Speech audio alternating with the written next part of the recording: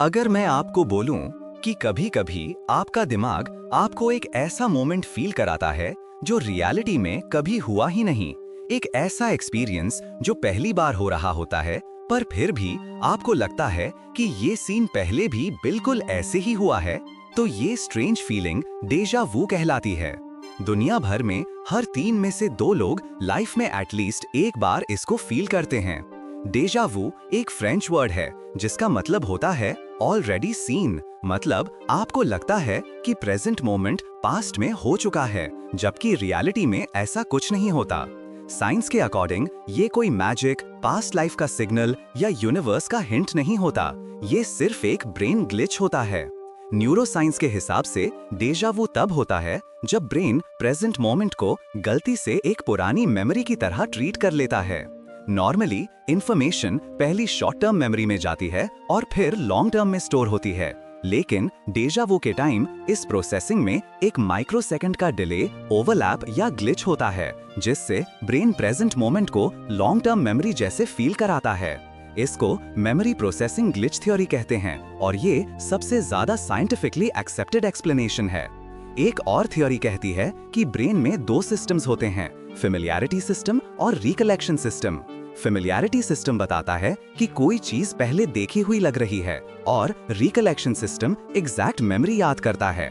डेजा वू तब होता है जब फेमिलियरिटी सिस्टम एक्टिवेट हो जाता है पर रिकलेक्शन सिस्टम कोई मेमोरी फाइंड नहीं करता, जिससे ब्रेन को लगता है कि ये सीन फेमिलियर तो है पर याद नहीं आ रहा कहाँ देखा था। हार्वर्ड और येल के साइंटिस्ट्स के हिसाब से ये मिसमैच डेजा वू क्रिएट करता है।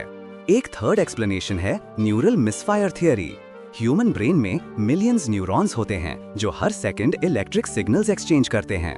कभी-कभी टेम्पोरल लोब में एक माइल्ड इलेक्ट्रिकल मिसफायर होता है जो ब्रेन को फॉल्स मेमोरी जैसा सिग्नल दे देता है। ये एपिलेप्सी पेशेंट्स में स्टडीज में देखा गया है, पर डेजा वू में मिसफायर बहुत माइल्ड होता है, जिससे 1 सेकंड के लिए ब्रेन एक फेक फेमिलियरिटी फील कर लेता है।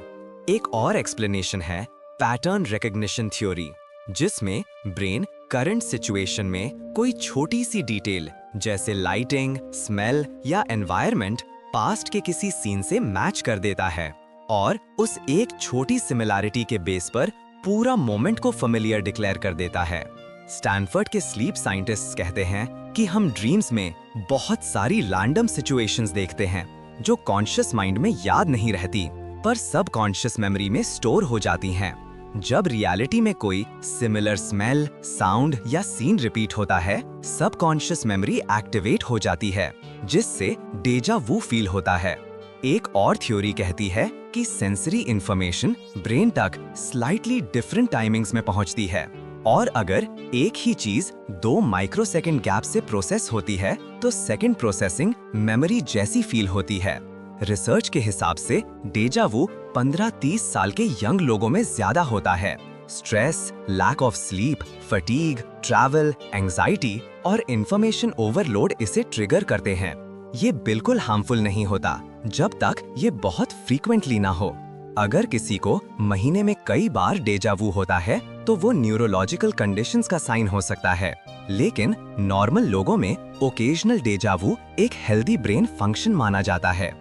डेजा वू हमें ये बताता है कि ब्रेन एक परफेक्ट रिकॉर्डर नहीं बल्कि एक क्रिएटिव प्रोसेसर है जो रियलिटी को पास्ट मेमोरीज के बेसिस पर इंटरप्रेट करता है।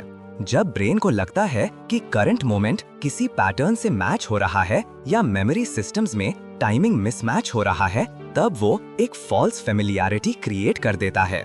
सच ये है कि डेजा वू एक साइकोलॉजिकल इल्यूजन है, एक मेमोरी प्रोसेसिंग एरर है, कोई सुपरनैचुरल या स्पिरिचुअल मैसेज नहीं।